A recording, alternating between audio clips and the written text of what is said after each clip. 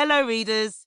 I want to start this book by telling you that art sucks. There you go, I've said it. Art is sucky. Although when I say, there you go, I've said it, art is sucky, it's not really me saying that.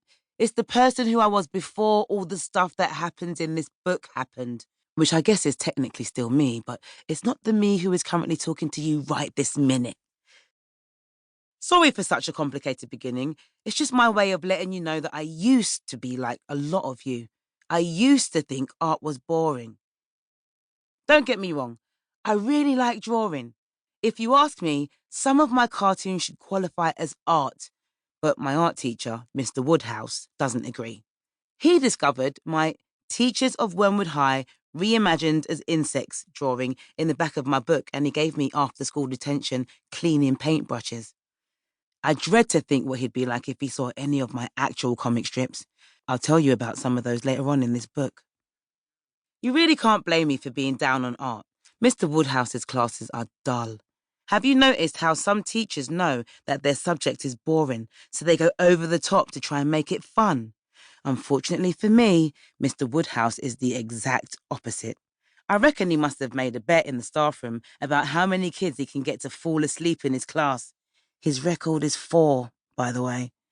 Every lesson, he brings in random objects from home, and we have to sit in a circle and draw them. I swear, sometimes he forgets to bring in stuff, and we actually draw whatever he can find in his car. When we aren't drawing his random rubbish, he teaches us about what he calls proper art. I think he has the word proper confused with mind-numbingly dull. His lessons are always about fusty old paintings of miserable kings and queens and other posh people I've never heard of. To borrow my best friend Beak's catchphrase, his proper art can get in the bin.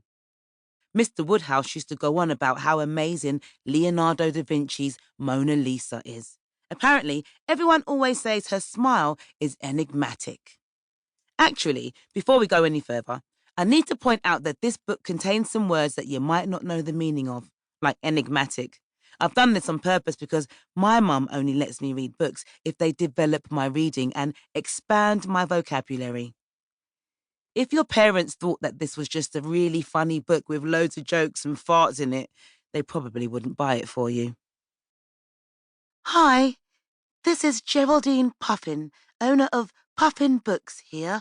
I just wanted to tell you not to worry, as this is still a really funny book with loads of jokes and farts in it. Hi, Gerald Puffin here, Geraldine's husband.